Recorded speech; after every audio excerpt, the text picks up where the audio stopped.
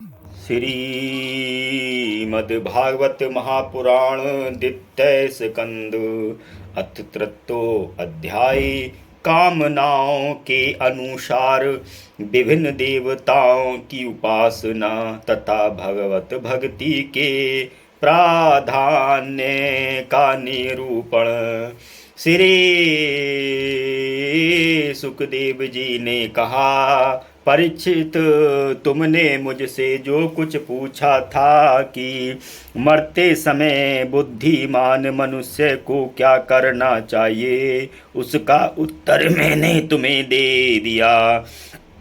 जो ब्रह्म तेज का इच्छुक हो वह बृहस्पति की, जिसे इंद्रियों की विशेष शक्ति की कामना हो वह इंद्र की, और जिसे संतान की लालसा हो वह प्रजापतियों की उपासना करे। जिसे लक्ष्मी चाहिए वह माया देवी की, जिसे तेज चाहिए वह अग्नि की, जिसे धन चाहिए वह वसुओं की, और जिस प्रभावशाली पुरुष को वीरता की चाहो उसे रुद्रों की उपासना करनी चाहिए। जिसे बहुत अन्न प्राप्त करने की इच्छा हो वह अदिति का, जिसे स्वर्ग की कामना हो वह अदिति के पुत्र देवताओं का, जिसे राज्य की अभिलाषा हो वह विश्वदेवों का, और जो प्रजा को अपने अनुकूल बनाने की इच्छा रखता हो उसे साध्य देवताओं का आराधना करना चाहिए।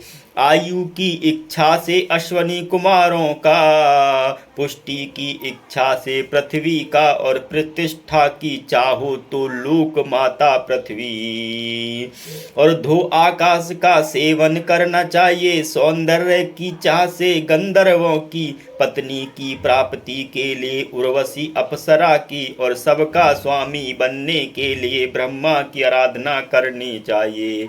जिसे यश की इच्छा हो वह यज्ञ पुरुष की, जिसे खजाने की लालसा हो वह वरुण की, विद्या प्राप्त करने के लिए की आकांक्षा हो तो भगवान शंकर की, पति पत्नी में परस्पर प्रेम बनाए रखने के लिए पार्वती की उपासना करनी चाहिए।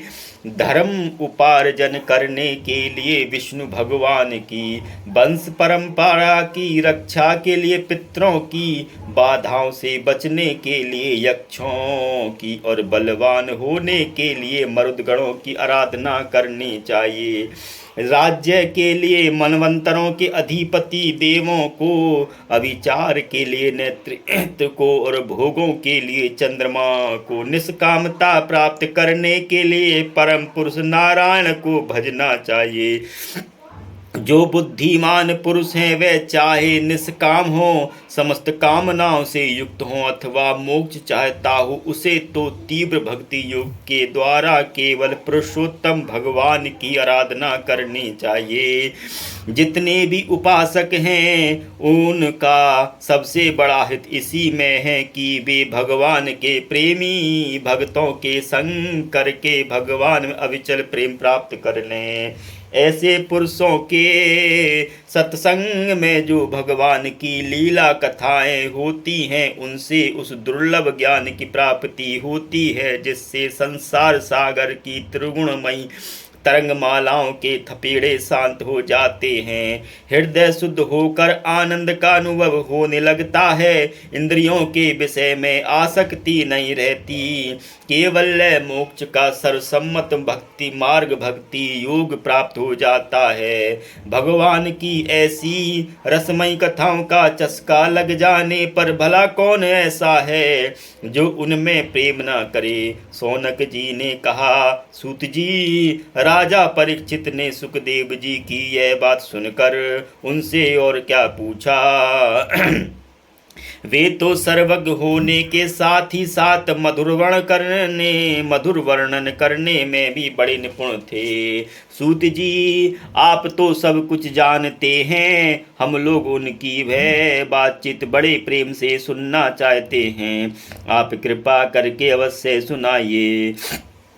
क्योंकि संतों की सभा में ऐसी बातें होती हैं जिनका परवसान भगवान की रसमयी लीला कथा में ही होता है। पांडु नंदन महारथी राजा परीक्षित बड़े भागवत भक्त थे।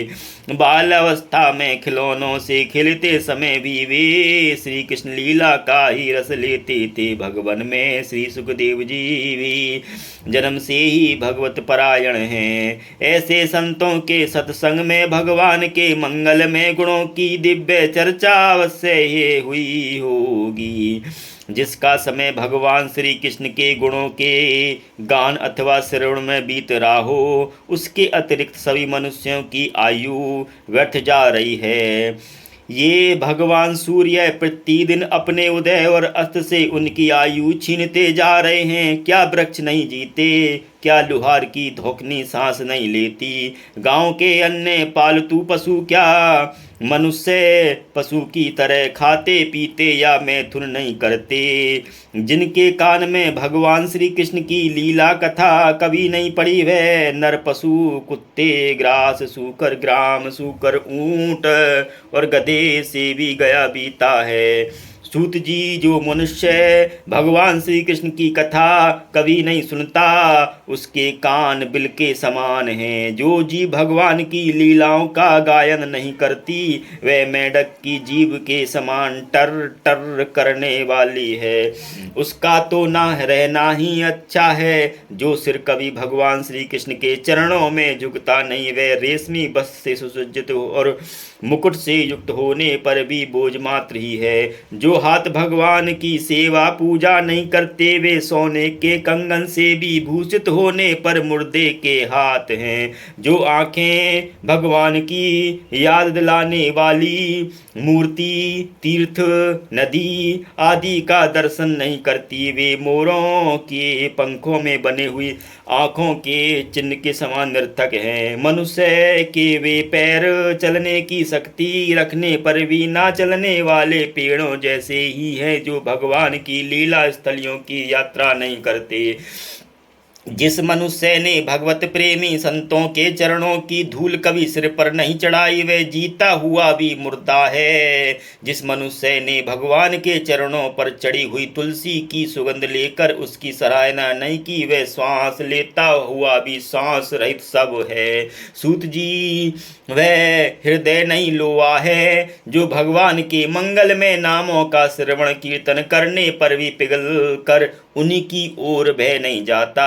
जिस समय हृदय पिघल जाता है, उस समय नेत्रों में आंसू छलकने लगते हैं और शरीर का रोम रोम खिल उठता है। प्रिय सूत जी, आपकी वाणी हमारे हृदय को मधुरता से भर देती है। इसलिए भगवान के परम भक्त आत्मविद्या विशारद श्री सुखदेव जी ने परीक्षित के सुंदर प्रश्न करने पर जो कुछ कहा, वह संवाद आप कृपा करके हम लोगों को सुनाइए।